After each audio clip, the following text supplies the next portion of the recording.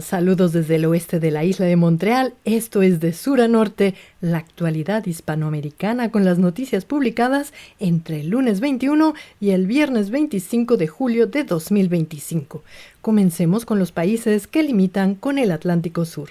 Argentina comenzó la semana ofreciéndole al mundo el Balcarce, un pionono de 10 metros de largo.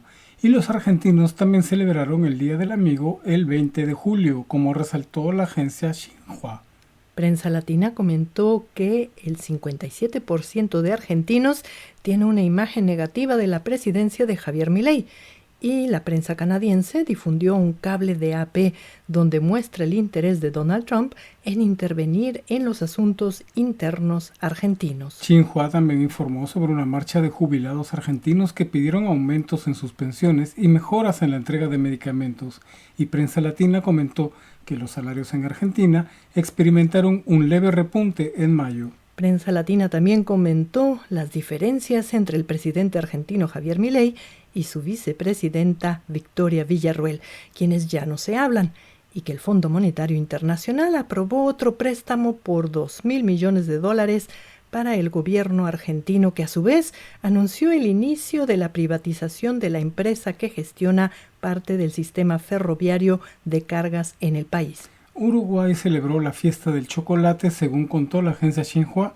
y Prensa Latina informó que el gobierno uruguayo brindó asistencia a 2.567 personas en situación de calle. Prensa Latina también informó sobre la rehabilitación en Uruguay de un grupo de pingüinos que retornó al Atlántico esta semana y abundó sobre los barcos amarrados y una industria pesquera paralizada tras casi 2 meses de infructuosas negociaciones entre los trabajadores de la pesca y las cúpulas empresariales. Finalmente, Prensa Latina informó que Uruguay consiguió rendimientos históricos en varios rubros agrícolas, pero la baja en los precios internacionales conspiró contra una mayor rentabilidad.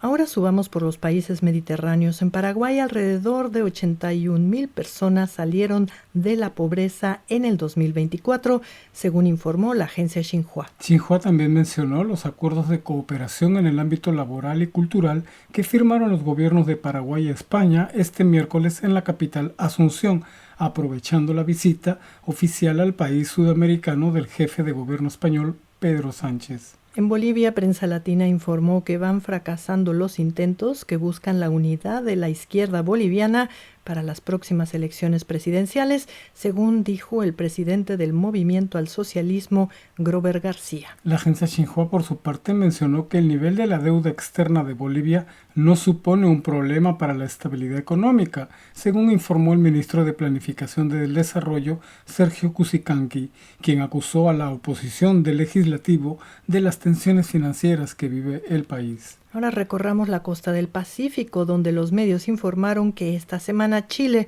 fue el escenario donde se reunieron los presidentes de la izquierda sudamericana y el mandatario español Pedro Sánchez bajo el lema «Democracia siempre». Medios como CNN y Deutsche Welle resaltaron el contexto del enfrentamiento político que vive el gobierno brasileño con el gobierno de Donald Trump, debido al juicio por golpismo contra el exmandatario Jair Bolsonaro. Deutsche Welle también informó que la justicia de Chile ordenó a los herederos del dictador Augusto Pinochet devolver $16 millones al fisco. En el Perú, mientras la agencia Xinhua destacó las estrategias exportadoras peruanas, como el posicionamiento del cacao en el mercado internacional, la prensa canadiense compartió un cable de AP que cuenta la captura de 4 toneladas de mercurio en el puerto del Callao. En Ecuador, varios medios siguieron las incidencias del líder del grupo criminal Los Choneros, Adolfo Macías Villamar, alias Fito, quien fue extraditado a Estados Unidos y ahí se declaró inocente. La agencia Xinhua resaltó un choque frontal entre 2 vehículos en la provincia occidental de Manabí,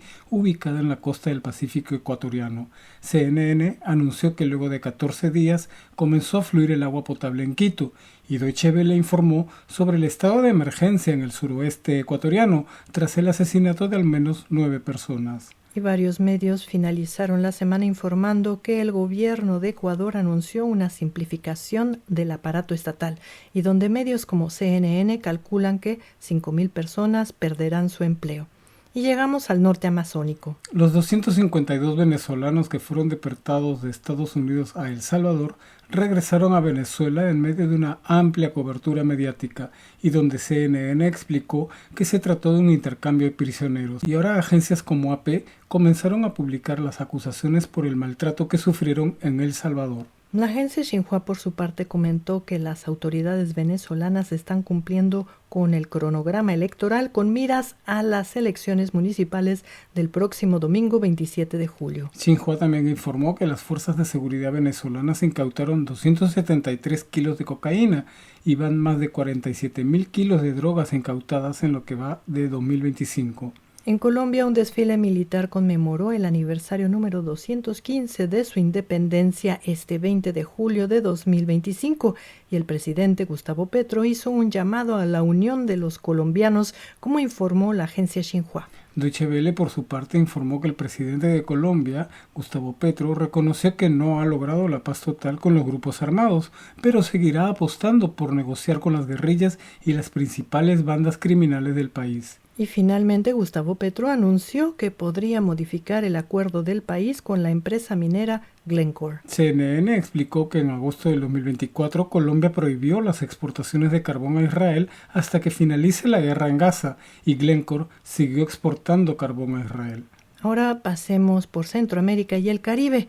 En Panamá, la prensa canadiense informó que la empresa minera First Quantum Minerals viene reportando utilidades por las ventas de cobre que el gobierno panameño autorizó desde mayo. En Cuba, centenares de practicantes de artes marciales se reunieron el domingo en La Habana en una exhibición para celebrar el Día de los Niños, como explicó la agencia Xinhua. Y Prensa Latina informó que el Ballet Nacional de Cuba regresará a la República Dominicana el 6 de septiembre para presentar su obra Carmen.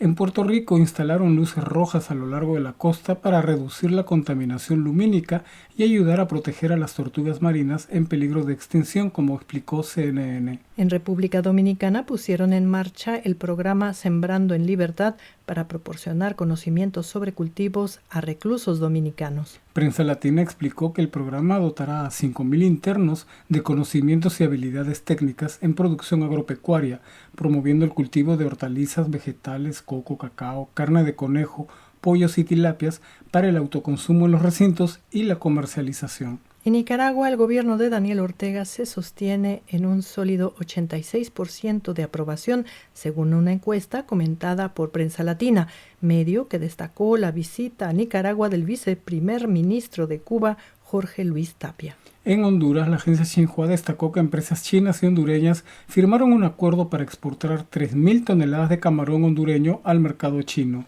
Prensa Latina, por su parte, habló de la inversión estatal de más de $600 millones destinada al subsidio de energía eléctrica para los sectores más vulnerables y mencionó que las exportaciones de café de Honduras pronto alcanzarán los $2,000 millones anuales. En El Salvador, la prensa canadiense informó esta semana sobre las dificultades que viven las voces opositoras bajo el régimen de Nayib Bukele. Y varios medios informaron que un juez en Estados Unidos prohibió expresamente a las autoridades migratorias estadounidenses detener y deportar al salvadoreño Kilmar Abrego García. CNN, por su parte, informó que un grupo de organizaciones sociales salvadoreñas pidió a la Corte Suprema de Justicia de El Salvador declarar inconstitucional la ley que establece un impuesto del 30% a las transacciones, desembolsos, donaciones o importaciones en especie que reciban las organizaciones no gubernamentales financiadas desde el exterior.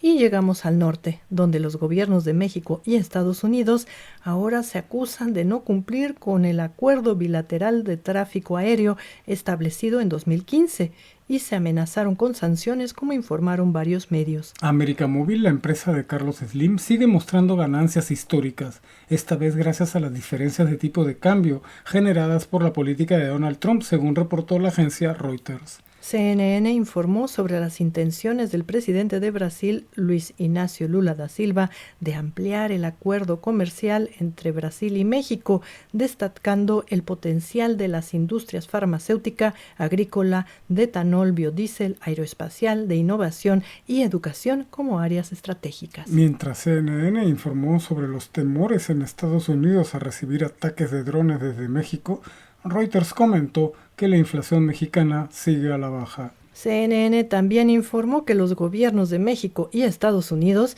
firmaron un acuerdo de entendimiento para atender un tema de aguas residuales en la cuenca del río Tijuana, que desemboca en la costa de San Diego, afectando a ambos lados de la frontera. Y finalizamos con el dato de la semana. Un estudio comentado por Deutsche Welle indica que el 26% de botellas encontradas en las costas del Pacífico latinoamericano provienen de empresas como Coca-Cola, Pepsi y el grupo peruano AJE.